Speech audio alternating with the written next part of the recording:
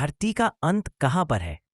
वैज्ञानिक दृष्टिकोण से धरती, जिस पर हम रहते हैं, एक विशाल गोलाकार ग्रह है जो सूर्य के चारों ओर घूमती है।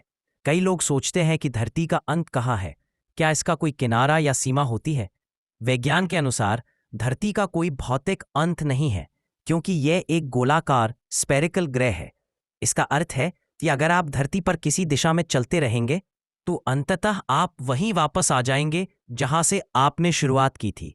धरती का आकार और संरचना, धरती पूरी तरह गोल नहीं है, बल्कि यह थोड़ी चपटी गोलाकार ऑब्लेट स्फेरॉइड है। इसका व्यास भूमध्य रेखा इक्वेटर पर लगभग 12,755 किलोमीटर और ध्रुव पोल्स पर लगभग 12,714 किलोमीटर है। इस वजह से धरती के ऊपर या नीचे का कोई स्थायी बिंदु नहीं है। ऊपर का अर्थ केवल स्थानीय गुरुत्वाकर्षण दिशा से निर्धारित होता है। धरती के अंदर 4 मुख्य परतें होती हैं। 1. भूपर्पटी क्रस्ट, यह सबसे ऊपर की परत है जिस पर हम रहते हैं। 2. मैंटल, यह गर्म चट्टानों से बनी परत है जो पिघले लावे जैसी होती है।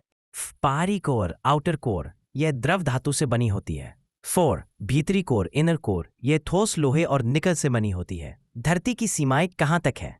वैज्ञानिक दृष्टि से धरती की सीमा को कई स्तरों में बांटा जा सकता है। भौतिक सीमा, धरती की सतह यानी वह जगह जहां भूमि और जल है वही इसकी भौतिक सीमा मानी जाती है। वायुमंडलीय सीमा, एटमॉस्फेरिक लिमिट, लगभग 10,000 किलोमीटर तक फैला है, लेकिन प्रभावी परतें केवल 100 किलोमीटर तक है। इस सीमा को कार्बन रेखा कार्बन लाइन कहा जाता है, जिसके बाद अंतरिक्ष शुरू होता है।